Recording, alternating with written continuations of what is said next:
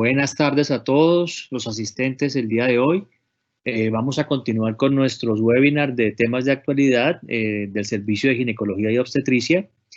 En esta ocasión tenemos un invitado muy especial. Hemos invitado al doctor Mario Peña. El doctor Peña es psiquiatra, sexólogo clínico de la Fundación Valle de Lili y nos va a hablar de un tema muy interesante que se nos presenta en la consulta con alguna frecuencia a todos, a médicos generales y a ginecólogos, y es el tema del síndrome de bajo deseo sexual. El doctor Peña va a desarrollar el tema durante la conferencia. Las preguntas que vayan surgiendo durante la charla las pueden ir haciendo en el chat y si, durante la charla o al final vamos a irles dando respuesta y a irle dando desarrollo a las dudas que vayan surgiendo. Muchas gracias, doctor Peña, por aceptar esta invitación. Bienvenido y adelante. Muchas gracias. Muchas gracias, doctor Escobar. Buenas tardes a todos, bienvenidos.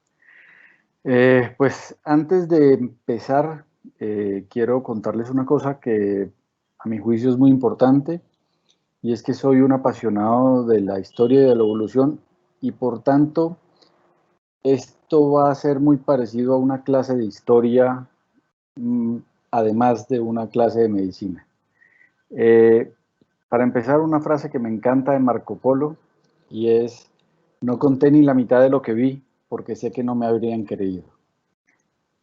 Respecto a la vida sexual, la información que obtenemos es enorme y muchas veces no podemos compartirla, o no tenemos la forma de transmitirla a los demás y de poder enseñarla. Entonces me encanta un espacio como este para poder difundir información acerca de la vida sexual y de lo importante que es la vida sexual para el ser humano.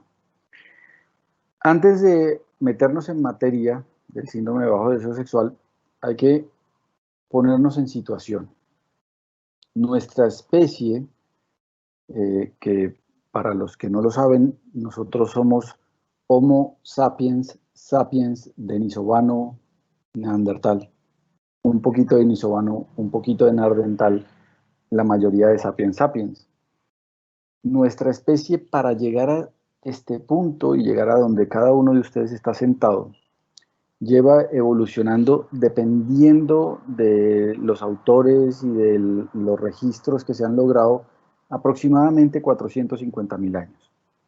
En el transcurso de 450.000 años, nuestros antepasados salieron del África, poblaron primero lo que fue lo que es en este momento la península arábiga, y fueron ascendiendo, y cuando entraron hacia lo que es el confluente entre Asia y Europa, se encontraron con los neandertales, y posteriormente en su desplazamiento se encontraron con los denisovanos.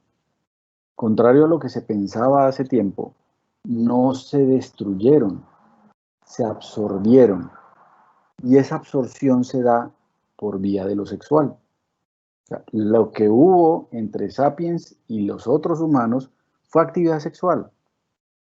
Se reprodujeron, y por eso en el DNA mitocondrial de cada uno de ustedes, si algún día quiere hacerse las pruebas, va a encontrar que tiene un poquito de neandertal y un poquito de denisovano.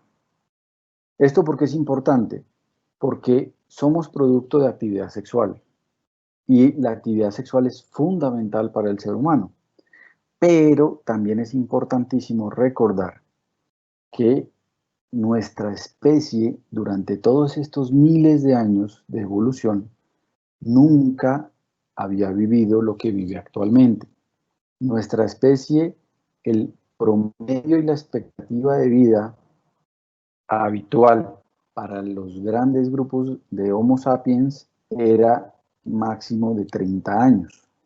Esto porque es fundamental y es importante que lo entendamos, porque las disfunciones van a empezar a ocurrir en mayor medida después de que cumplamos, o de que las personas cumplan cierta edad.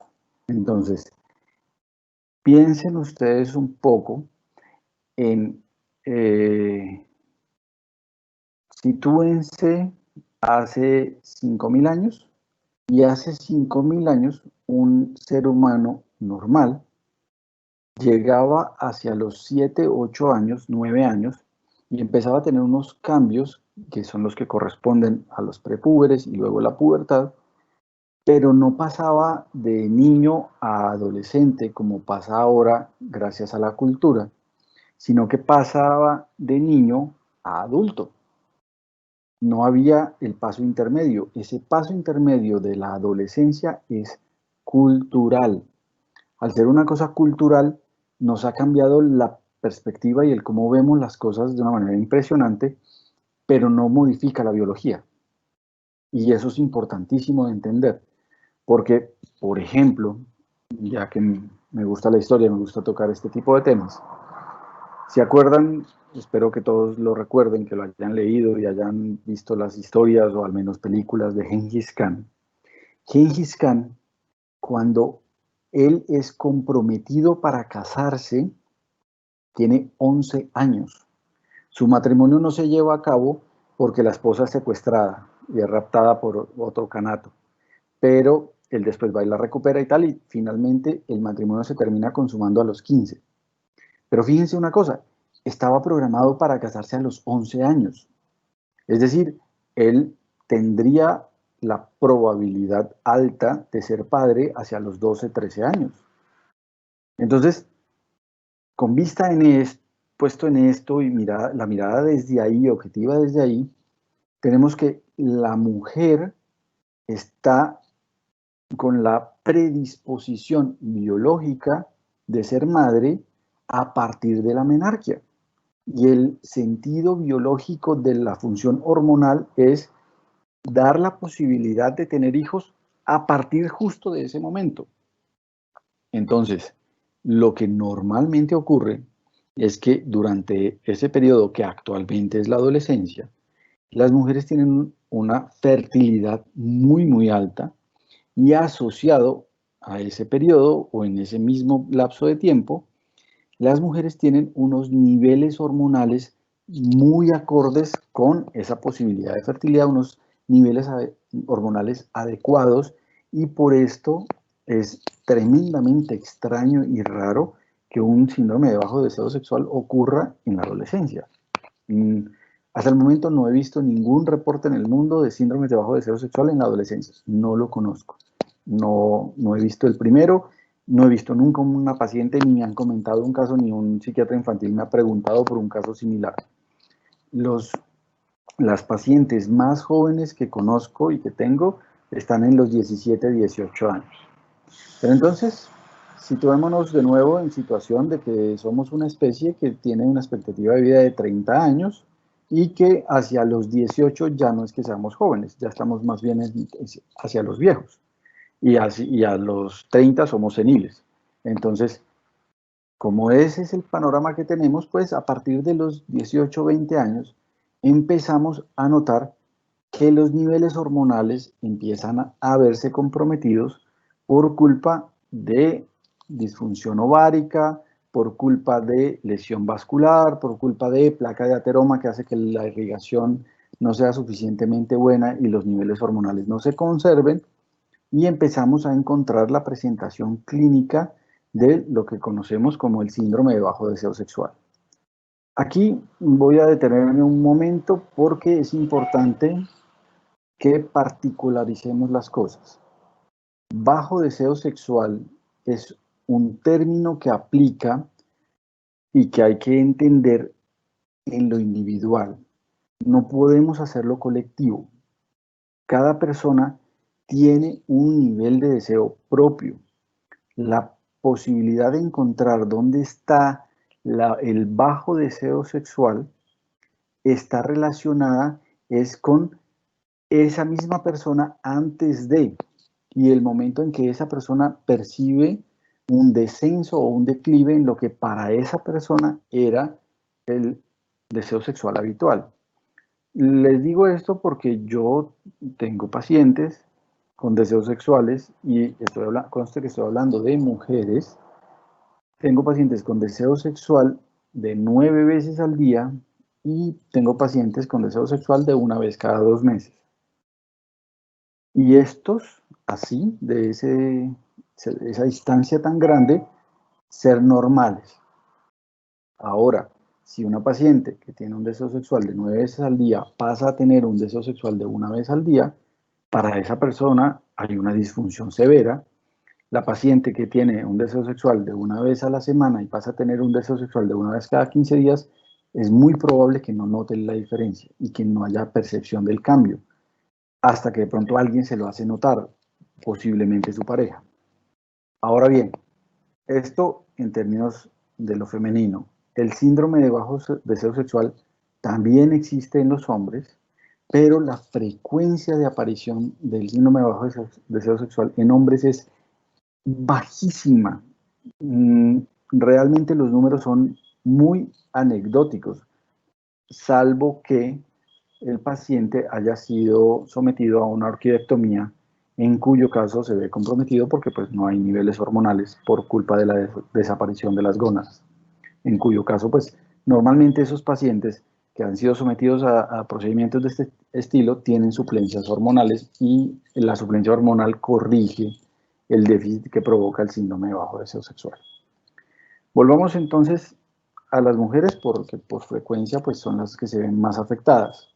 Normalmente, si ustedes están atendiendo una paciente y la paciente les manifiesta que ha notado una disminución en el deseo sexual, es importante que ustedes tengan en cuenta si este deseo incluye la fantasía de la actividad sexual o solamente es la actividad sexual con su pareja.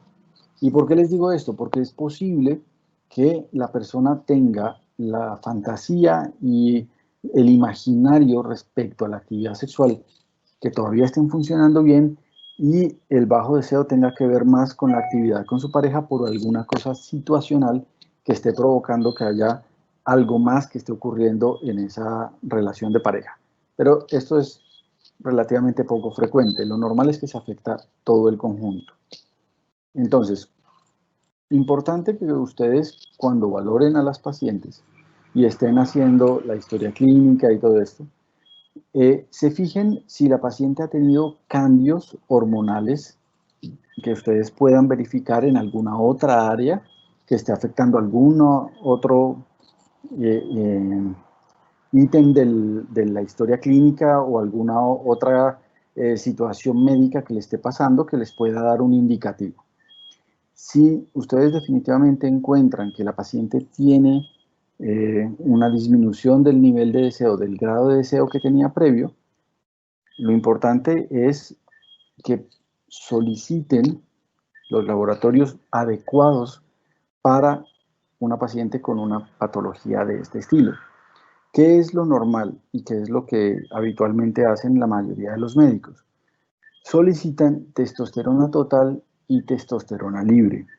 Resulta que la testosterona total y la testosterona libre no están relacionadas con el deseo sexual. La testosterona que se relaciona con el deseo sexual es la testosterona biodisponible, que es una fracción muy pequeña de testosterona y que es la que es capaz de llegar a núcleos hipotalámicos, particularmente el núcleo paragigantocelular, y en ese núcleo aumentar el nivel de deseo. Entonces, ustedes tienen que medir niveles de testosterona biodisponible, el valor de referencia es 1.98 y ese valor les va a indicar a ustedes qué tan afectado está en el caso determinado del paciente o de la paciente que estén viendo. ¿Qué vemos con muchísima frecuencia? Que los niveles, cuando ya la paciente llega a consulta conmigo, que pues es una consulta muy especializada, cuando ya la paciente llega a consulta, yo encuentro niveles de 0.0004, 0.0001, en cuyo caso, pues claramente tenemos que intentar hacer una corrección con una suplencia, pero que se hace y se debe hacer de una forma paulatina, progresiva y pensando por medidas que sean de un impacto muy bajo para las pacientes. No estoy de acuerdo con hacer medidas invasivas de tipo implantes de depósito de testosterona en pacientes que se les hace el diagnóstico del síndrome de bajo deseo sexual por primera vez y que de una vez se les pone un implante. ¿Por qué no estoy de acuerdo con eso? Porque la potencialidad de efectos secundarios con un implante es mucho más alta y lamentablemente si uno puso el implante ya la persona se quedó con eso por un tiempo largo y le va a estar haciendo una liberación continua de hormona en su cuerpo con la posibilidad de que tenga un efecto secundario definitivo, como por ejemplo el cambio de la voz, que es absolutamente irreversible. Y esto hay que hacérselo saber a los pacientes, porque cuando uno habla con las mujeres, y creo que más de una de las que está viendo puede corroborarlo, si yo le digo que yo le voy a dar un medicamento que tiene el potencial de dejarle la voz gruesa de por vida, pues más de una me dice, de pronto me lo pienso y quiero tal vez algo un poco más suave o no ir directamente a una medida como esa. La suplencia de este estilo es el último paso, o sea, cuando llegamos ya al final y hemos pasado por todas las otras medidas posibles, optamos por una medida como el depósito de testosterona, pero antes hay muchas otras cosas que se pueden hacer. Fundamental es saber realmente cómo es la vida sexual del paciente.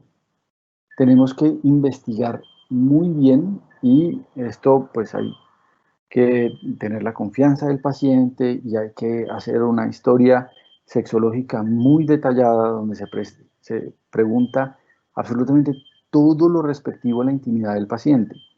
Es muy difícil lograrla, es muy difícil si la pareja está al lado porque pues en muchas ocasiones me ha ocurrido que el paciente dice que no tengo ganas y no sé qué y tal, y el día que viene sin su pareja dice, no, pues es que no tengo ganas con este, pero con este sí tengo ganas, pero pues no puedo decirle eso en la consulta.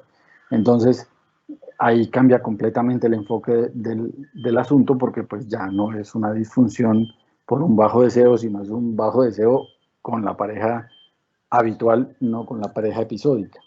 Entonces, eso también hay que matizarlo. Tenemos también que investigar el uso de psicofármacos, el uso de medicamentos del estilo de los antidepresivos, porque la mayoría de los antidepresivos impactan negativamente el deseo sexual. Tenemos que ser muy juiciosos en también indagar por los actos masturbatorios de la persona, porque lo que no se usa se atrofia. Si uno no se masturba, el núcleo en el cerebro, que es el encargado de decir que necesita el nivel de deseo alto, el núcleo simplemente dice, esto no se está usando, esto no se necesita, apague y ya está. Y entonces empieza a descender el nivel de deseo porque el núcleo no obtiene estímulo que vaya de los genitales hacia el cerebro. Entonces, es absolutamente fundamental que el ser humano se masturbe. Se debe masturbar todos los días, hombres y mujeres, con lo que puede causar que yo diga esto, porque pues hay más de uno que me quiere mandar a la hoguera cuando yo digo esto. Pero es la realidad. Si uno no tiene ese estímulo, pues simplemente el sistema va a ir apagando las cosas. ¿Qué ocurre? Que en muchos casos se educa a las personas con cosas como que masturbarse está mal, está prohibido, es pecado, y la persona nunca se ha estimulado. Entonces, esas personas son las que vemos que en la adolescencia tienen niveles más bajos de deseo. Si partimos de una persona que tiene un nivel bajo de deseo y va progresando en la adolescencia, pues ya cuando entremos en la etapa de la edad adulta, vamos a arrancar muy abajo. Entonces, rápidamente se puede perder ese nivel de deseo. Otra cosa bien importante, y porque sé que hay muchos ginecólogos que están conectados, es que los embarazos, los niveles hormonales de los embarazos y de las lactancias afectan muchísimo el nivel de deseo. Entonces, no, obviamente, como siempre, estamos hablando de que son promedios estadísticos, de que son campanas de Gauss de distribución normal y que lo que yo digo corresponde al promedio de la campana de Gauss. Siempre hay la señora que se sale por un lado y la señora que se sale por el otro, pero en promedio, en términos generales, los embarazos y las lactancias afectan el deseo sexual. Entonces, muchas mujeres que llegan a mi consulta me dicen, mi deseo sexual estaba bien hasta antes de mi primer embarazo. Fueron 2 embarazos y después de eso se acabó. Esto se vino a pique y ya en los últimos 2 años, cero deseo. Normalmente eso corresponde a que el ovario en las células que producen testosterona sacan la mano porque durante las gestaciones se ha usado mucho la vasculatura de esas zonas del ovario, pero para la producción de las otras hormonas, y se ha dejado las células de testosterona sin tanto flujo de oxígeno, y esas células pierden funcionamiento. Entonces bajan los niveles y vuelvo y les recuerdo, los niveles de testosterona biodisponible llegan a ser prácticamente, y pues necesariamente tenemos que poner algún tipo de suplencia o algún tipo de ayuda para que la paciente pueda recuperar algo del deseo. Otra cosa que es bien importante mencionar y que vale la pena hablarlo ahora con la pandemia, es que la relación de pareja, que también influye en el deseo, está hecha para encontrarse con la pareja y tener puntos en común y momentos en que se comparta, pero no está para vivir 24/7 bajo el mismo techo, en el mismo espacio, haciendo todo al tiempo. Esto lo que genera son unos niveles de tensión enormes y eso también impacta negativamente en los niveles de deseo, porque pues ya la persona está saturada de ver al otro al lado y de estar con el otro en todo momento, y lo último que quiere es tener actividad sexual con su pareja. Si a esa persona de pronto logramos hablar con ella y logramos tener la confianza suficiente, de pronto nos dice, no, con mi pareja yo no tengo posibilidad de hacer nada, no quiero nada, no tengo ganas de nada, pero si me apareciera mi ex tal, con él sí quisiera hacer de todo. Entonces ahí ya estaríamos frente a otra cosa que pues es de lo que tenemos que abordar en cualquier manejo de terapia que podamos hacer. Importantísimo, pues, que ustedes puedan hablar con sus pacientes y establecer esos grados de confianza suficientes como para poder hablar de estos temas y hablar abiertamente. Lamentablemente no hay forma de dorar la píldora, las cosas se tienen que decir por su nombre, hay que hablar abierta y escuetamente de la actividad sexual, hablar con los nombres propios de los tipos de actividad sexual, hay que hablar y explicar perfectamente bien a las pacientes las cosas. Por ejemplo, las pacientes tienen que saber que hay 5 zonas en su cuerpo de las cuales pueden tener o pueden obtener un orgasmo, que pueden tener orgasmos del clítoris, de la vagina, del ano, de la piel y de los pezones. Y que si no los han tenido no quiere decir que no los puedan tener, quiere decir que no los han buscado.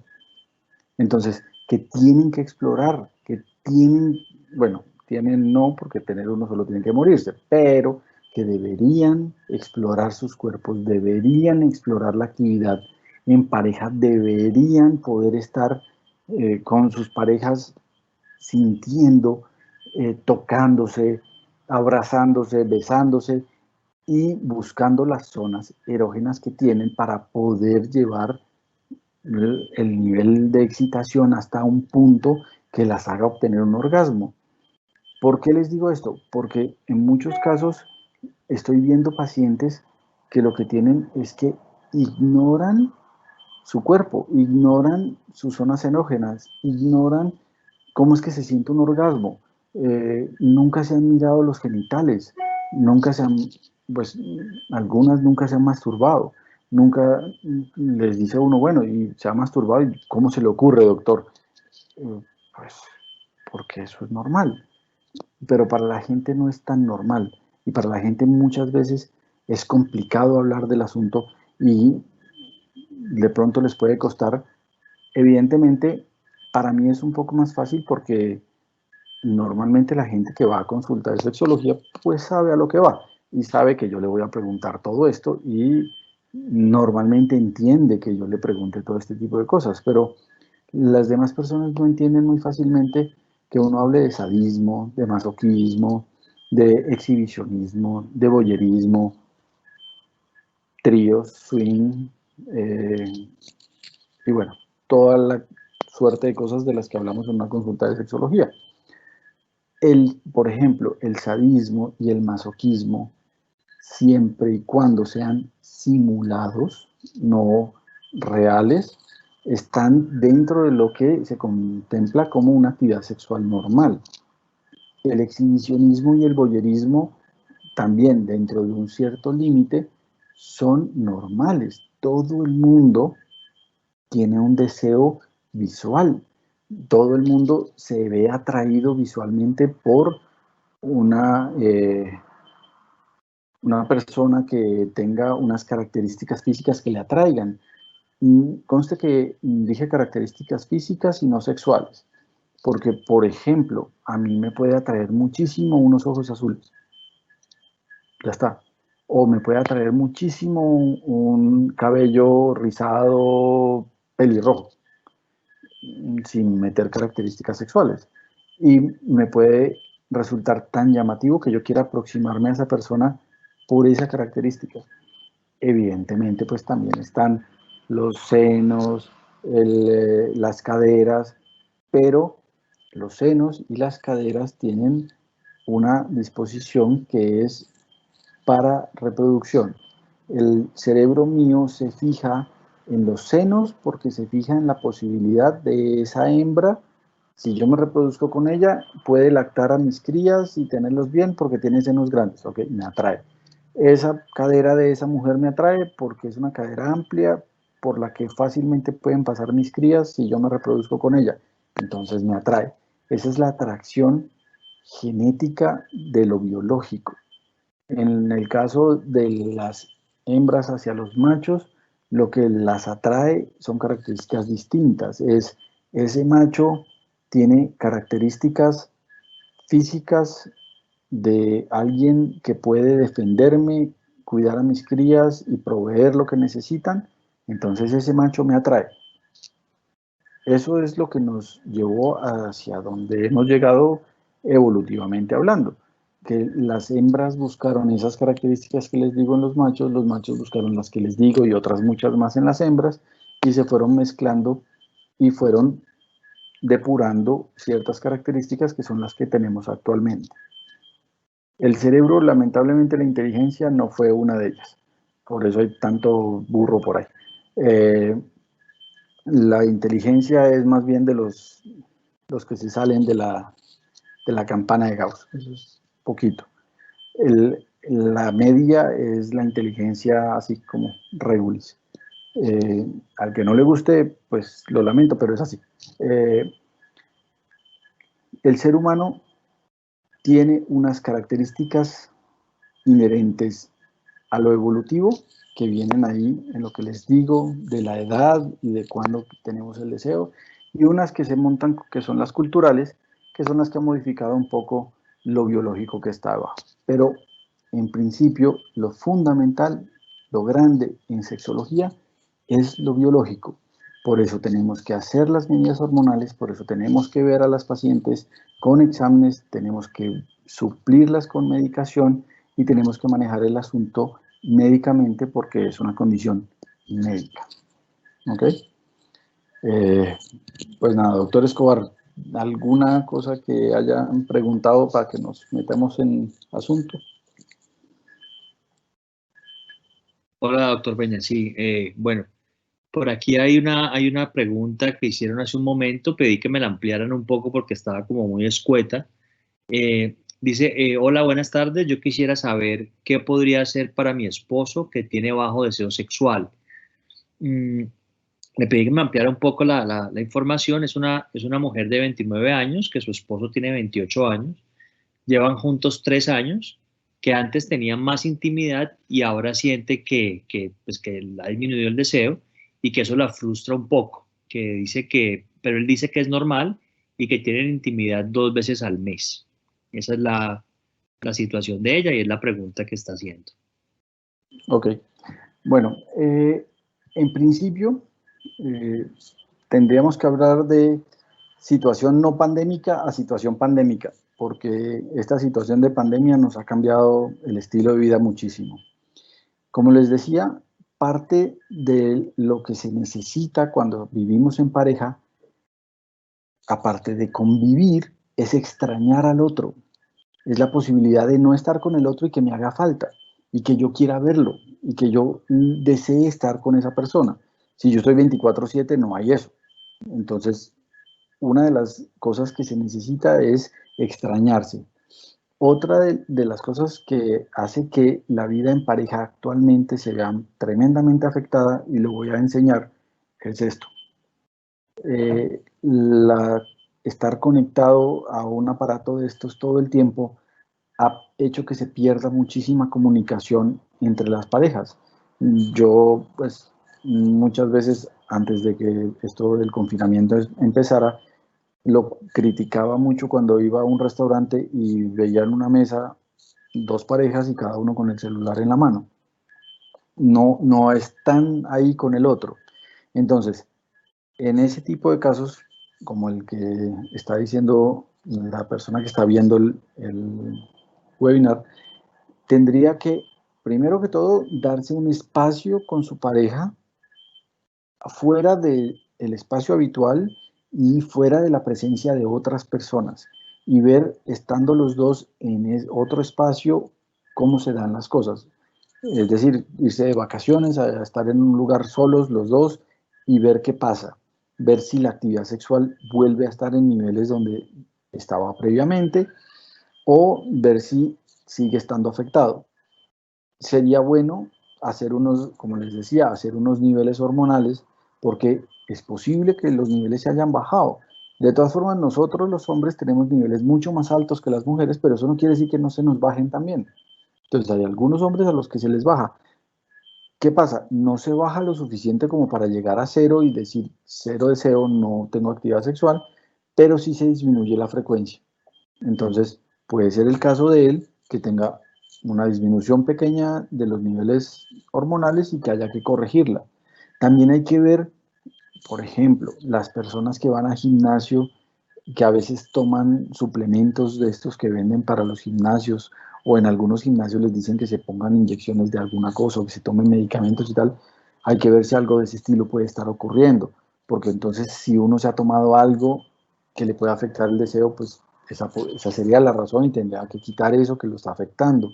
O si es por algún medicamento que algún otro colega le haya mandado para otra condición médica que lo pueda estar afectando, que también haya que corregirlo, o haya que cambiarlo, o haya que buscar una alternativa. Realmente hay muchas posibilidades, y tendríamos que particularizar un poco más para poder sugerirle algo más concreto o más específico para poder hacerlo. Muchas gracias. Pregunta a otra persona, ¿qué opina del uso del bupropión en mujeres con bajo deseo sexual? Ok. El bupropión, pues como hay personas que no son médicas conectadas, entonces les cuento. El bupropión es un antidepresivo que funciona por la vía dopaminérgica en el cerebro.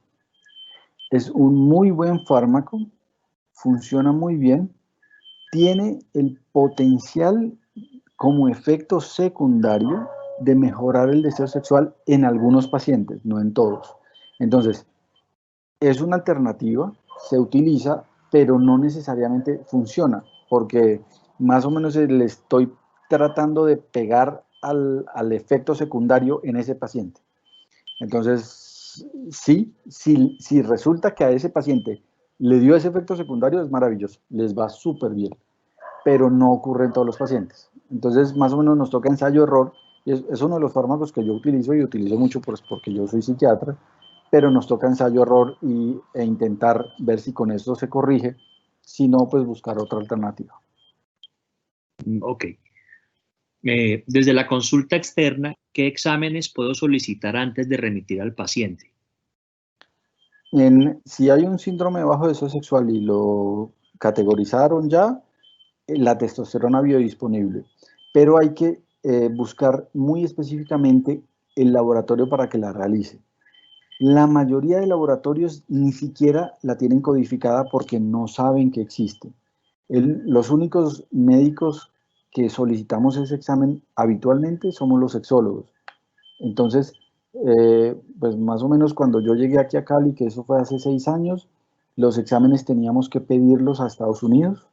Ya en este momento hay varios laboratorios de Cali que lo hacen, el de la fundación lo hace, pero normalmente es bien complicado que lo consigan. Pero sí se ordena, como tal, se solicita testosterona biodisponible y el resultado les llega con la testosterona biodisponible, la testosterona total, la testosterona libre y la proteína transportadora de testosterona, que es todo el combo que normalmente se tiene que hacer para poder dar el resultado de la biodisponible. Pero la que se encarga de deseo solamente es la biodisponible.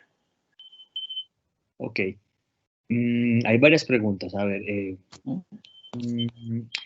cuando el deseo sexual hipoactivo es situacional, ¿cuál sería la conducta a seguir? Me voy a meter en camisa de 11 varas. Hágale, métase. Cambiar de pareja. Ok. No, hay alternativas, pero lo que pasa es que lo situacional, aquí me voy a extender un poquito porque es una cosa interesante. Los seres humanos somos muy enredados y nos da por enredar el paseo lo más que podemos. Se nos ocurrió inventarnos una cosa terrible que se llama trabajar. Eso es espantoso. O sea, el día que se nos inventó eso, la embarramos. ¿Por qué? Porque resulta que los picos de máximo nivel de deseo sexual son entre las 10 y las 11 de la mañana y entre las 3 y las 4 de la tarde. A esa hora es que uno quiere tener actividad sexual. Vuelvo y juega, en promedio. Esa es la razón por la que los moteles tienen happy hour a esa hora. O sea, los dueños de los moteles saben de lo que yo les hablo porque los clientes van más en esos horarios. Pero es que resulta que en ese horario uno está trabajando. Entonces, si no está trabajando, está en la casa y en la casa pues están los niños, las otras personas que viven en la casa y tal, y no se puede tener actividad sexual. Y cuando ya se llega a la hora de acostarse y tal, y la gente desplaza la actividad sexual para la noche, pues ya no hay ganas. Y no solo no hay ganas, sino que hay cansancio. Y entonces ya estoy pensando en el día siguiente y tal, y lo único que quiero es acostarme a dormir para descansar. Entonces, lo situacional puede estar dado por cosas como esa, que no tengo ganas es porque a mí me dieron ganas, pero a las 11 de la mañana, pero ya a esta hora no quiero. Entonces, habría que también, de nuevo, particularizar un poco de si lo situacional tiene que ver con eso o lo situacional tiene que ver con que estoy con la misma pareja y no he logrado reinventarme en lo sexual para que la cosa sea más entretenida. Porque es que hay que meterle imaginación al asunto, hay que ser curioso, hay que buscar por internet, hay que leerse el Kama Sutra, hay que plantearle a la pareja, bueno, también es fundamental, y de esto no lo había mencionado, o creo que no mucho, pero uno tiene que hablar con su pareja de vida sexual, uno tiene que saber qué le gusta al otro y qué no le gusta. Eso también parte desde lo que les decía hace un rato de la masturbación. Si yo no me masturbo y no me he tocado y no sé cómo me gusta a mí mismo, tocarme a mí mismo, ¿cómo le voy a decir al otro que me toque a mí de la manera en que a mí me gusta? Tengo que darle información. Y si no la conozco, pues ¿de dónde la voy a sacar? Entonces, hay que hablar con las parejas, hay que saber qué quiere el otro, saber cómo le gusta al otro.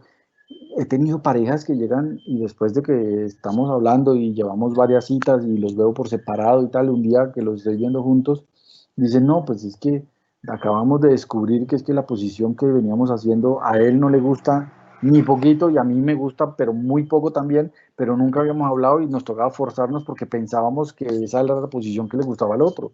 Y resulta que hablan y resulta que no les gustaba ni poquito y hacen otra posición y les parece maravilloso y empiezan a disfrutar su sexualidad distintísimo. Hay que ver si uno necesita el tiempo, más tiempo o menos tiempo para tener la actividad sexual. Si evitar sobre todo, por favor, para todas las parejas, o sea, todos los que tienen vida sexual, espero que sean todos y que tengan mucha vida sexual, eviten la monotonía.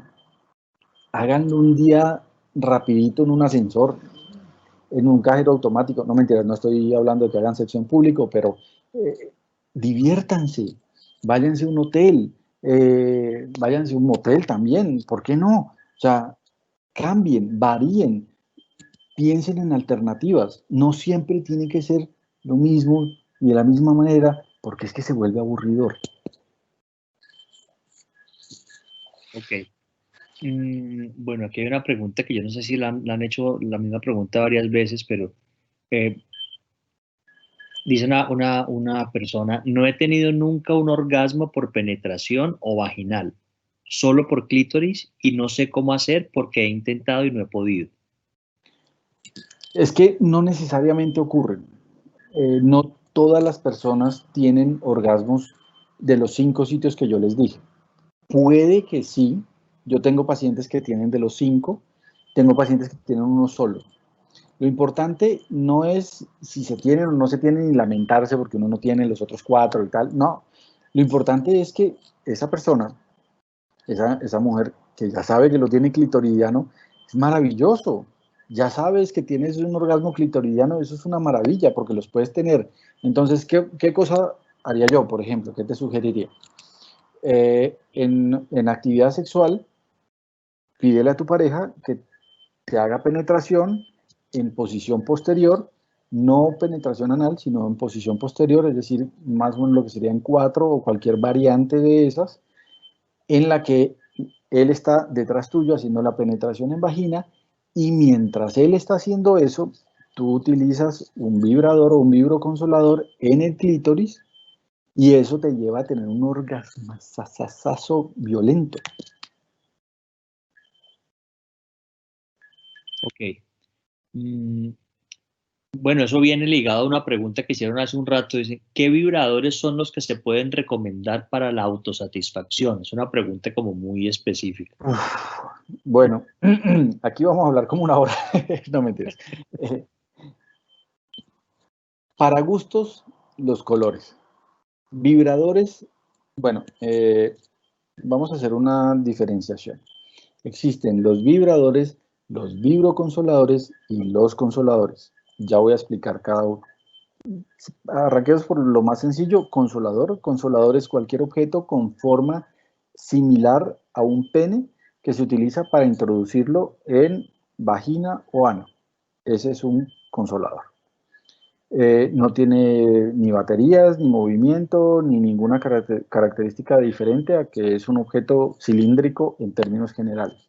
Pueden haber variaciones un poco en la forma y los materiales que se utilizan. El vibroconsolador es uno que tiene estas características que muchas veces son parecidos a falos, pueden ser moldes de penes de actores porno y cosas así, porque incluso algunos los venden con la fotografía de quién fue al que le hicieron el molde para hacer el consolador.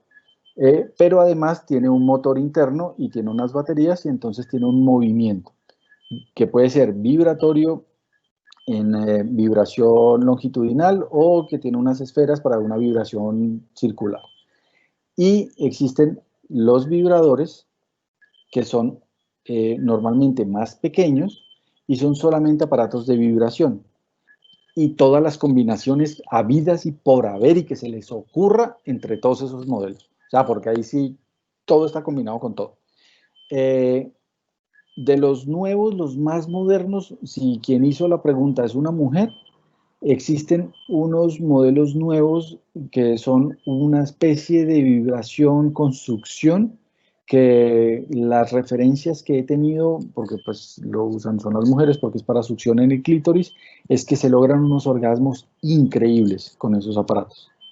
Pero normalmente también depende de, y esto lo conectamos con la pregunta que hicieron hace un rato, depende si tú tienes un orgasmo con el clítoris o no, porque si no tienes orgasmos clitoridianos, no te sirve un vibrador.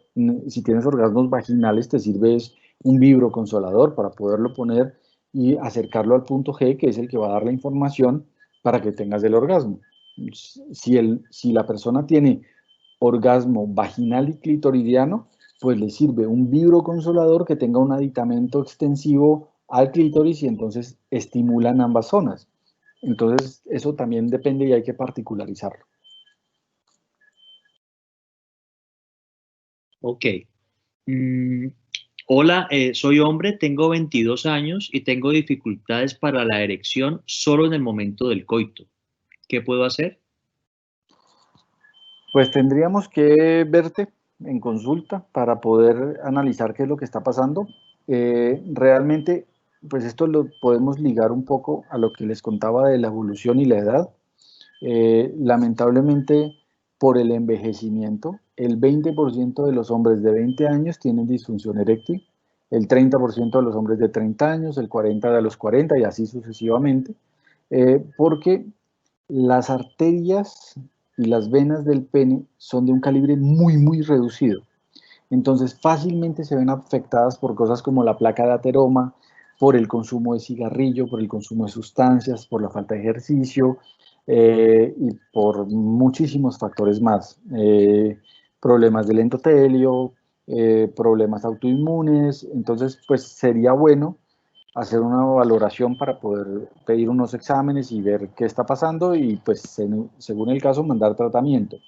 Existen ocasiones en las que el tratamiento se hace un tratamiento muy corto de una reactivación de la fosfodiesterasa y el sistema vuelve y arranca y funciona, queda funcionando normalmente. Pero pues toca ver ya el caso pues en particular.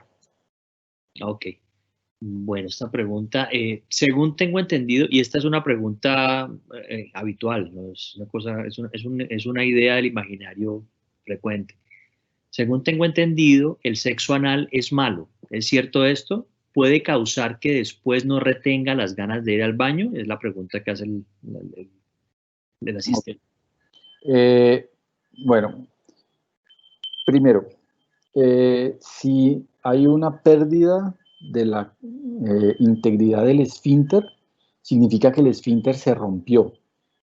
Para que eso pase con actividad sexual consensuada, consentida, sin que haya sido una cosa de una violación, pues, o una cosa forzada, es realmente muy extraño. Es rarísimo. El sexo anal de malo no tiene nada, tiene lo de tabú que le ponemos encima, pero el esfínter anal y toda la cavidad anal tiene la inervación del pudendo, que lleva las fibras, lleva la información por las mismas vías que va al resto de la vía de los genitales y lleva toda la misma información al cerebro a las mismas zonas. Entonces, esa es la razón por la que les contaba hace un rato que ese es uno de los sitios de los que se puede obtener un orgasmo. Entonces, no pasa absolutamente nada, pero como les digo, siempre y cuando pues haya sido una cosa que haya sido voluntaria. Otra cosa importante es que pues hay que tener en cuenta que se deben utilizar lubricantes, que se debe hacer poco a poco, que hay que tener en consideración también el tamaño del pene y el grosor del pene, si se va a utilizar por ejemplo, un vibrador o un vibroconsolador, tener en cuenta también esas características, porque no es lo mismo que algo entre a la vagina, que es una cavidad que se distiende muy fácilmente, a que algo pase por el esfínter anal, que es un esfínter que normalmente tiene un tono mucho más importante. Eso hay que considerarlo. Pero normalmente no debe ocurrir nada malo por el sexo anal. Ok. Eh, preguntan algo que es frecuente también en la consulta y no sé realmente si es una idea o si tiene realmente alguna injerencia y es qué hacer con la hipoactividad asociado al uso de los anticonceptivos hormonales. Desde pues lo que yo he visto de los reportes de estudios y todo es más mito que una realidad. De O acuerdo. sea, en términos generales, el anovulatorio no tiene por qué afectar en absolutamente nada el deseo sexual. Sobre todo porque los anovulatorios, los anovulatorios entre más recientes son, menor cantidad de fármaco tienen. Entonces, la posibilidad de que eso nos altere algo, por ningún lado. Ok. Aquí hay una pregunta bien interesante que yo la tenía ahí pensada hacer de pronto si estábamos cortos de preguntas que no ha sido el caso, y es hasta dónde la explosión que hay ahora, sobre todo con la Internet, el uso, la pornografía, a largo plazo puede afectar la vida sexual y yo lo complementaría, puede generar la falsa percepción de disfunción sexual, el uso habitual de la pornografía. Lo que pasa es que, eh, a ver, situémonos en una cosa. Primero, para empezar, la pornografía me encanta, me parece maravillosa, es una cosa increíble si uno la entiende. Hay que entender que la pornografía es una caricaturización. Esa no es una vida sexual normal. Eso es un acto. Son dos personas, dos actores, que además están con un director que les está diciendo qué hacer, que están con un camarógrafo o varios camarógrafos que los están filmando, y que cortan y repiten y pegan y tal. Y eso hace lo que se ve en una escena de pornografía. Entonces, si uno parte de la premisa de que eso es así, de que es una actuación, y uno lo ve como tal, bueno, no pasa nada. Si uno se cree el cuento de que eso es real, pues entonces claramente está muy mal y claramente se va a meter en problemas. ¿Qué cosas hay que entender de la pornografía? Me gustaría, si ustedes pueden, les recomiendo, busquen un comercial que hay de Australia, de una pareja de actores porno, que llega a una casa a timbrar en la puerta y sale la señora y le dicen, oiga, sí, venimos a hablar con usted porque es que su hijo, y el hijo aparece ahí con un plato de galletas o algo así, y el hijo abre la boca como, sí, es que él nos está viendo en el iPad, en la tableta, en su teléfono, y queremos decirle que pues que nosotros, eso no es vida sexual, tal, y le explican el asunto. Es muy interesante, es muy chévere, vale la pena que todo el mundo lo vea. Eh, pero pues lo que uno tiene que hablar con el paciente es que, sobre todo si son jóvenes, si son adolescentes y todo, es que no crean que eso que están viendo les puede ayudar para tener una vida sexual sana.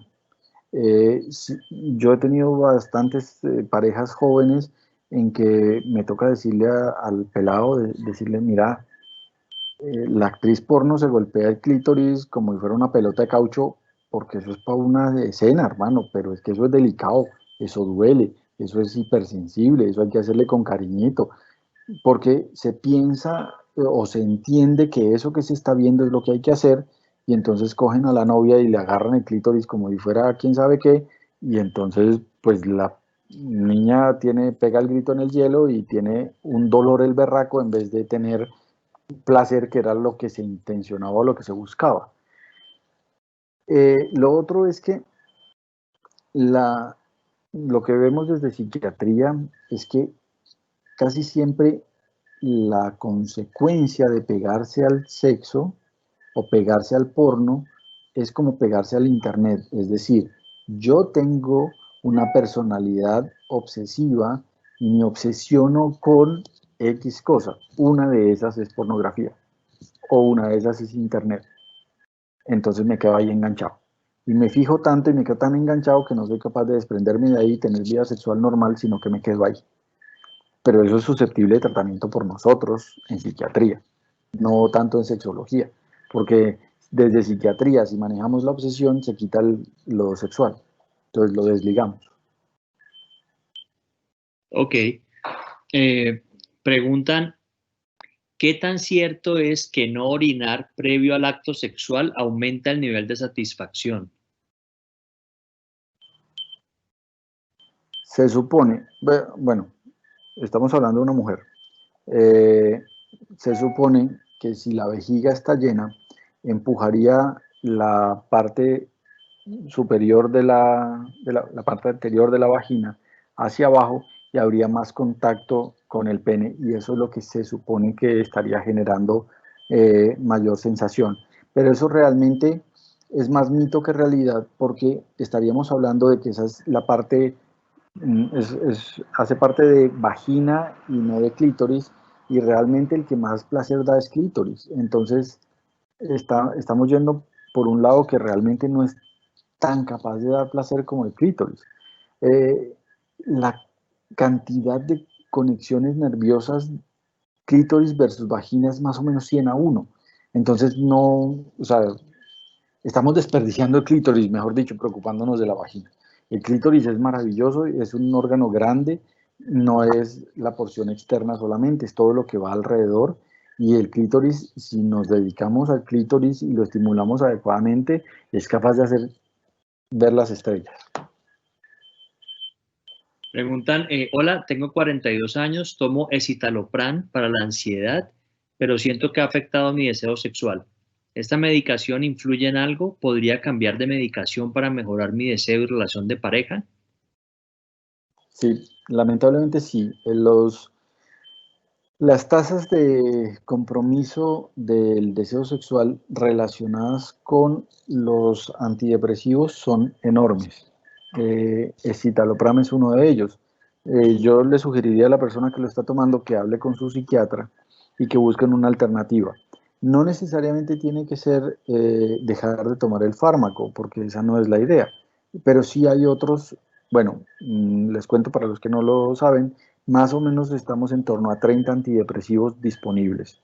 Entonces, alguno de los otros se puede utilizar y uno prueba hasta que encuentra uno que no genere ese problema o ese compromiso de la función sexual y ya está. Y todo vuelve a la normalidad. Ok. Aquí hay una pregunta específica, pero que nos lleva a un tema realmente amplio y muy frecuente en la consulta nuestra.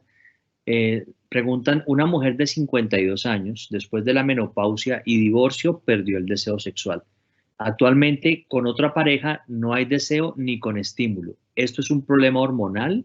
¿Hay tratamientos? Es muy frecuente que las pacientes tengan ese temor que con la menopausia pierden el deseo sexual y lo asocian a eso y lo dan por hecho. Entonces, a eso va la pregunta. Sí, lamentablemente, bueno, yo soy el sexólogo de la clínica de menopausia de la fundación. Y ese es el motivo por el que las pacientes llegan a mi consulta. Sí, tal como lo sospechan, sí, es un problema hormonal. Está relacionado directamente con la testosterona biodisponible que les contaba y los niveles a los que llega son increíblemente bajos. Pero afortunadamente tiene remedio, hay tratamiento y se puede hacer el tratamiento y si uno tiene la fortuna de que la persona su organismo responda bien, les puede ir maravillosamente bien. Ok. Bueno, yo creo que vamos a hacer la última pregunta en aras del tiempo. Mm, una pregunta muy general que me parece interesante es, preguntan, ¿placer y orgasmo es lo mismo? No necesariamente. El orgasmo es un nivel de placer muy elevado, pero uno puede obtener placer de muchas otras formas sin necesidad de llegar al orgasmo. Y es más, en muchos casos puede ser tremendamente placentero el acto sexual sin que haya habido un orgasmo. Por ejemplo, por cuestiones de tiempo. Un acto sexual que por una cosa situacional tiene que llevarse a cabo en un periodo de tiempo muy corto, puede que la persona no llegue a tener el orgasmo, sin embargo haber estado y sentirse tremendamente o haber sido una actividad tremendamente placentera y no ocurrió un orgasmo. Ahora, la idea de tener actividad sexual y lo que uno debe tratar de buscar siempre es que haya un orgasmo, porque el orgasmo no es solamente la liberación que se produce durante el momento de la descarga del todo el organismo, sino que hay unos efectos muy buenos, benéficos provenientes del orgasmo, porque el orgasmo libera un bombazo de endorfinas enorme en el cuerpo. Y esas endorfinas hacen que uno se sienta bien, que los músculos funcionen mejor, que en general todo el cuerpo funcione bien, que el sistema inmunológico responda más. Es espectacularmente bueno tener orgasmo. Entonces deberíamos tratar de buscar siempre que el orgasmo se dé. Pero si uno obtiene placer, pues bienvenido sea. Perfecto, pues ya por el tiempo se nos terminó. Algunas preguntas que quedan pendientes vamos a tratar de resolverlas después internamente o por las redes. Muchísimas gracias, doctor Peña. Muy interesante la presentación. Ojalá podamos tener otra más adelante para terminar de resolver dudas, porque es un tema muy interesante. Maravillosa la presentación y muchas gracias por atender esta invitación del Servicio de Ginecología. Muchísimas gracias, doctor Escobar. Vale, nos vemos en el próximo entonces y feliz noche para todos. Feliz noche.